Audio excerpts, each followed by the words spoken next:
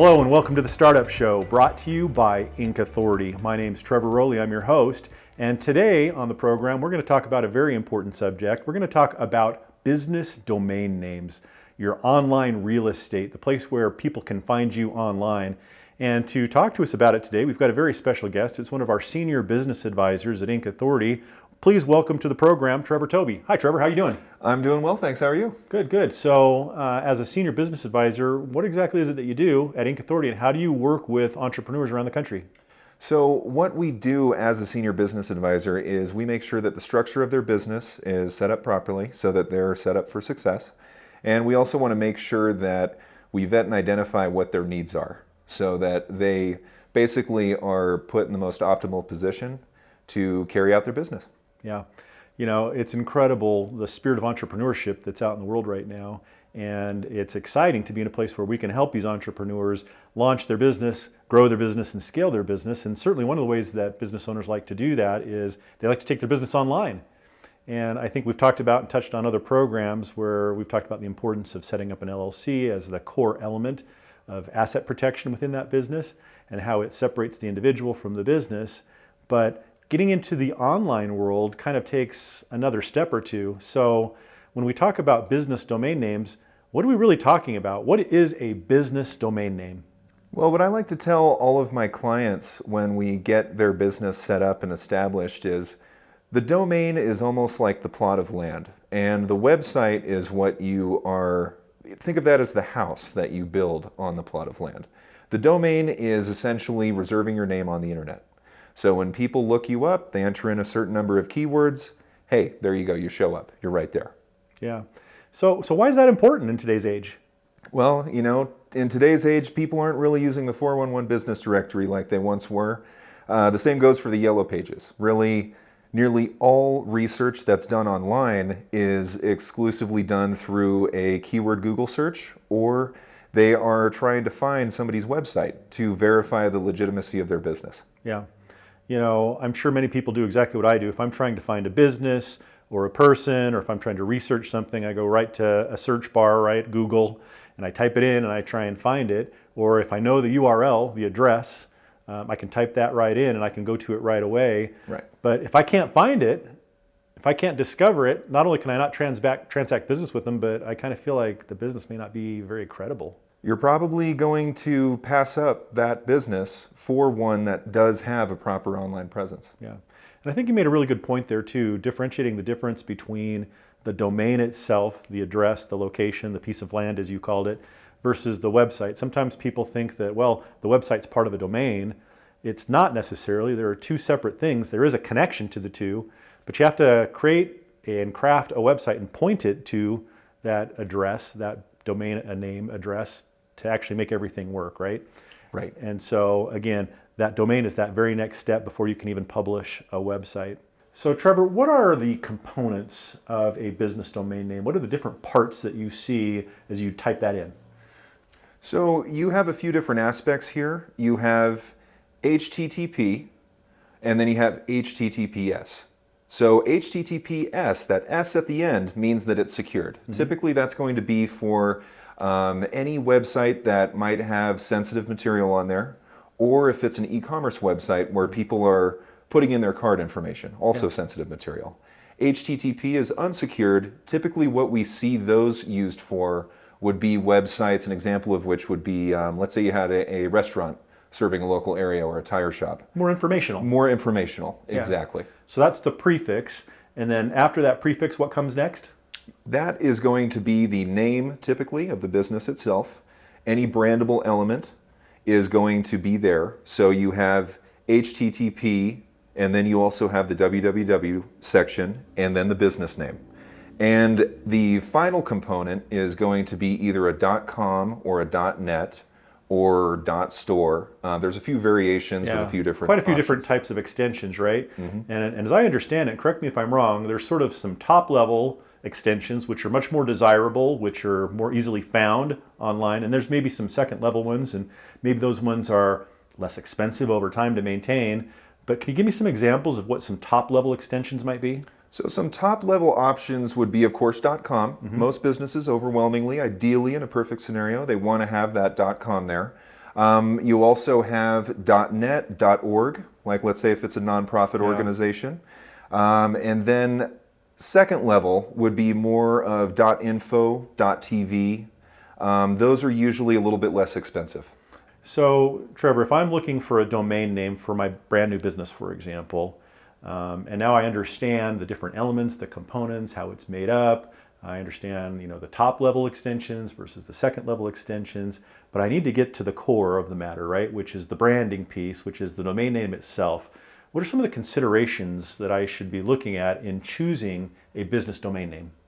So you want to make sure that, for one thing, the domain name is easy to remember, so clients can organically find you.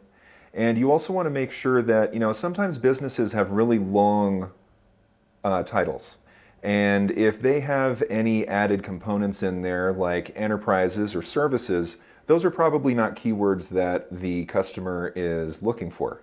They are probably looking for the main keyword that properly identifies the business and distinguishes itself from the other competition. So what you're looking at with the domain is to try to make sure it's condensed, to the point, and easy to remember. Yeah. I think ideally, if my formal business name is available as a domain name, that's perfect, right? Unless my formal business name is really, really long or really complicated or difficult to remember. And in that case, I might want to shorten it down. I might want to use an acronym or something like that. The shorter the better, right? Because if I have a very long domain name, there's the possibility of somebody mistyping something and not being able to find me easily, or if it's something that's easily confused with something else. I don't want that. Yeah, the shorter the better. The opposite is true though too. If my business name is very short, if I have a company by the name of ABC LLC, the odds are that that domain may not be available. Somebody else might already be using it. In that case, I might actually have to add something to it, or I might have to be a little bit more creative. And maybe it's not my business name, but maybe it's a product or something else that ties in branding wise to my name so that I can find a suitable domain name for the business.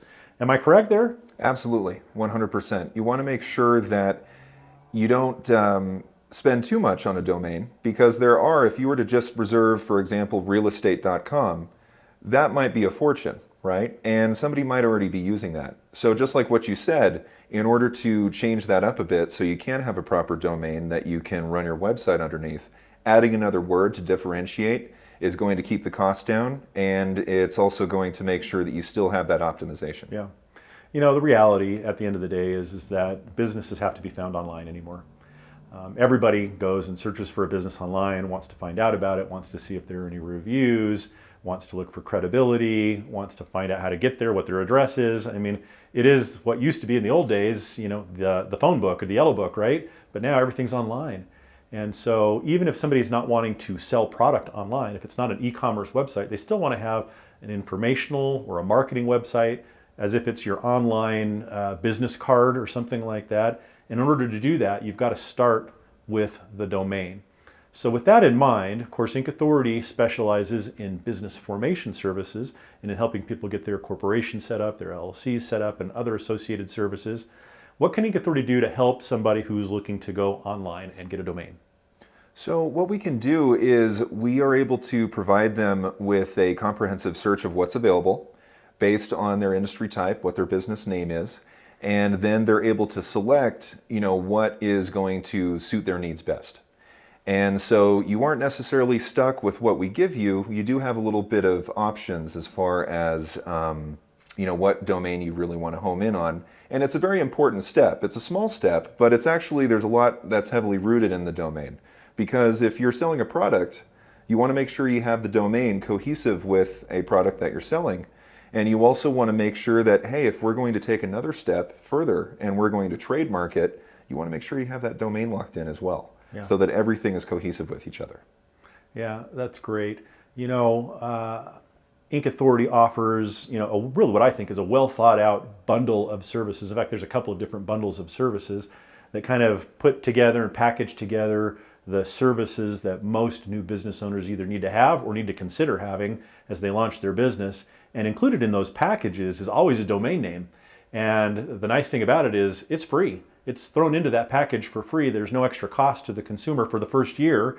Now there's some ongoing fees in subsequent years to maintain that over time. But that's kind of a cool thing that Inc. Authority does, is to provide that domain name service for free for the first year. And in addition to that, people are usually looking to have email addresses associated with that domain. So if I want to have Inc. Authority as my domain name, and I want incauthority.com, I'm also going to want to have email addresses like trevor@incauthority.com that are professional. So does Inc. Authority handle that as well? Yes, we do. Yeah. We can get you set up with your business emails along with reserving the domain.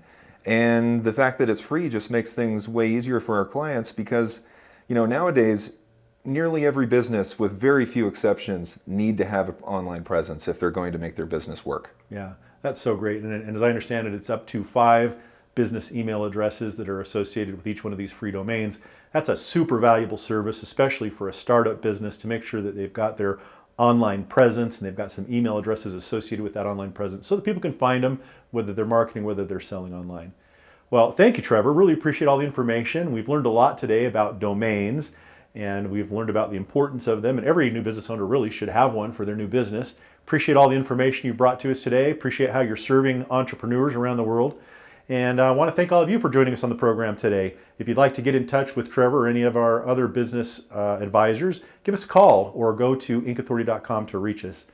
Before we leave, I certainly want to encourage you to hit the like button and make sure you hit the subscribe button with the notification bell turned on so that you don't miss any of our future programs. Until the next time, this is Trevor Rowley, your host for The Startup Show, as always brought to you by Inc. Authority, saying goodbye and good luck.